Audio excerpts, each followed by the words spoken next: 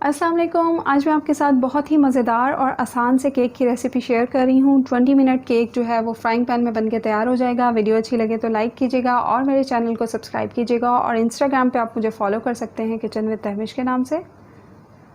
तो इसको बनाने के लिए सबसे पहले हम यहाँ पे एक अंडा लेंगे। तो बेकिंग में हमेशा अंडा रूम टेम्परेचर का यूज़ किया करें, फ्रिज का रखा हुआ अंडा यूज़ मत करें। और इसके साथ ही यहाँ पे मैं 1/4 चाय का चम्मच सिनेमन पाउडर, दालचीनी पाउडर डाल रही हूँ और इसकी जगह आप वनीला एसेंस भी डाल सकते हैं। और 1/3 कप मैंने यहाँ पे पिसी चीनी ली है, पाउडर्ड शुगर। इसको अच्छी तरह से मिक्स कर लेंगे।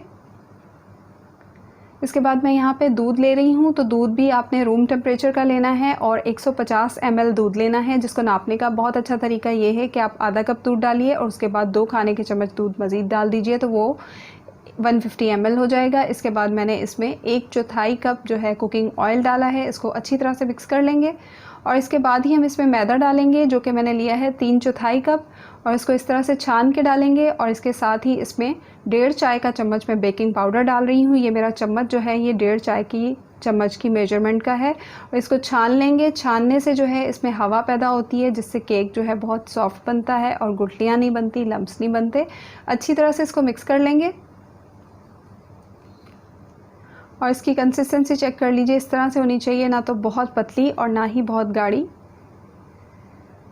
इसके बाद एक पैन ले लेंगे। नॉन स्टिक पैन हो तो ज़्यादा बेहतर है, क्योंकि हम इसमें नीचे ऑयलिंग नहीं कर रहे हैं। अब इसमें हम इस तरह से चीनी डालेंगे। तो चीनी आपके पैन के साइज़ पर डिपेंड करता है, कितना बड़ा पैन है उतनी उसमें चीनी जाएगी। इतनी चीनी डालें कि पूरे पैन में अच्छी तरह से इस तरह से फैल जाए। इसके बाद सेब लेंगे, उसके बहुत बारीक स्लाइसेस में काट लेंगे। और सेब की मिकदार भी आपके पैन के साइज़ पर डिपेंड करती है। पैन बड़ा है तो सेब ज़्यादा जाएंगे, पैन छोटा है तो सेब कम जाएंगे।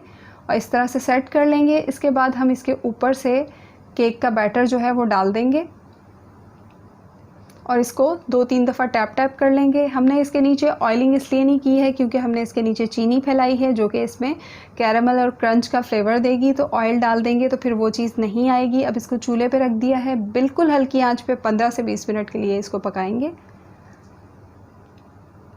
15 मिनट के बाद चेक कर लीजिए स्टिक डाल के। अगर तो स्टिक गीली आ रही है तो मज़ीद 5 मिनट पका लें, और वरना ये 15 मिनट में बन जाएगा। बिल्कुल हल्की आंच पे, बिल्कुल लो फ्लेम पे आपने इसको बनाना है। और पैन जो है वो हैवी बॉटम होना चाहिए, ताकि केक जो है वो नीचे से जले नहीं। अगर आपका पैन हैवी बॉटम नहीं है तो आप नीचे तवा रख लीजिएगा और इसको दरमियानी आंच पे आप 15-20 मिनट बेक कर लीजिएगा। और इसको आपने गरम गरम निकालना है। अगर आपने ठंडा करके निकाला तो केक पैन से चिपक जाएगा, क्योंकि नीचे हमने चीनी डाली है जो कि कैरेमल क्रंच बन गई है, और वो चिपक जाएगी तो केक टूट जाएगा।